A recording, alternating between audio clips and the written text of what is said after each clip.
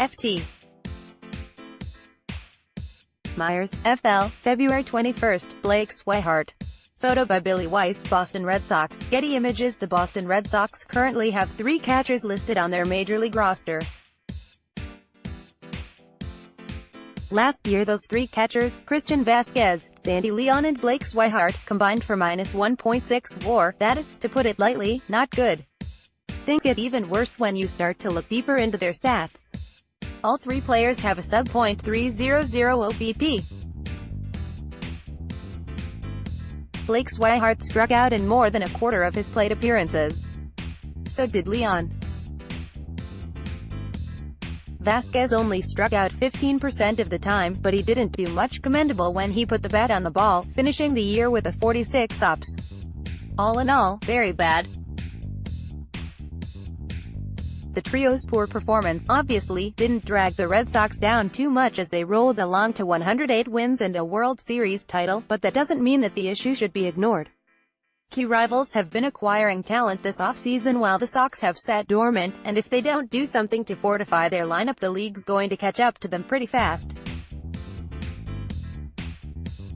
Most of the big-name catchers who are available this offseason have already been snatched up, so it's not likely that the team will find their backstop of the future through a free agent signing.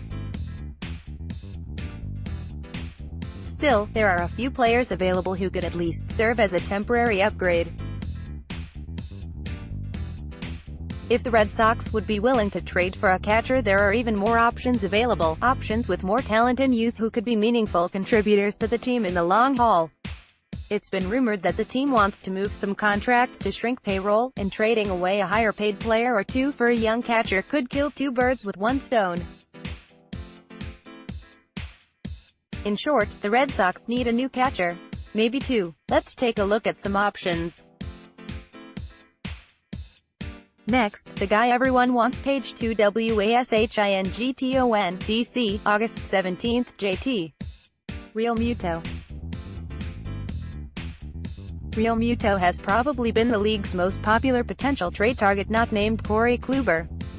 SI's Scooby Axon reports that 6 teams are currently engaged in Real Muto-related trade talks with the Marlins. The Red Sox aren't one of those teams, but they should be. Real Muto would be an amazing get for both baseball and financial reasons. Last year he slashed an impressive .277, .340, .484 with 21 HRs in 531 plate appearances for the Marlins.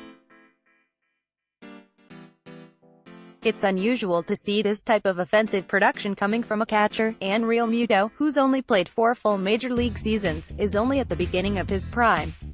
On top of being really good, Real Muto is relatively cheap.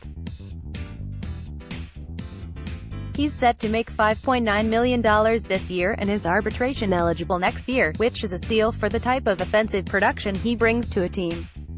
To put into context what a steal this is, let's look at Real Muto's 2018 numbers next to those of Yasmani Grandal, who recently signed a 1-year $16 million deal with the Milwaukee Brewers.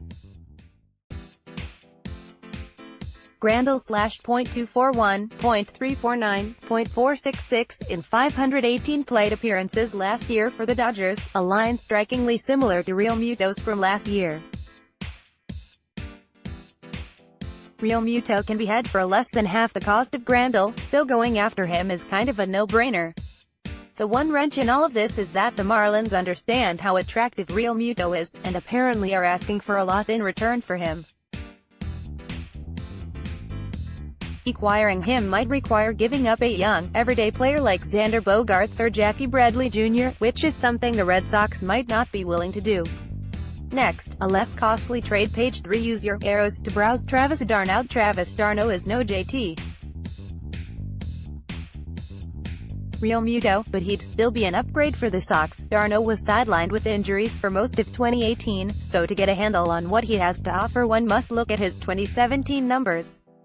In that year d'Arnaud slashed .244, .293, .443 with 16 HR and 376 plate appearances. This isn't stellar, but it's better than the numbers put up by Leon, Vazquez or Swihart. Defensively d'Arnaud is about on par with Real Muto, if not a bit better, though neither are elite. If defense at the position is something the Red Sox are really concerned about, they can platoon whatever new catcher they get with Sandy Leon, who ranks near the top of the league by most defensive catching metrics. Early on in the offseason, it seemed like the Mets were pretty eager to trade d'Arnaud, but things have cooled off a bit since then. Still, they could likely be convinced to move him and he wouldn't demand a huge return, as the addition of Wilson Ramos to the team means they can be more flexible with him. Next, a four-time All-Star. Use your arrows to browse.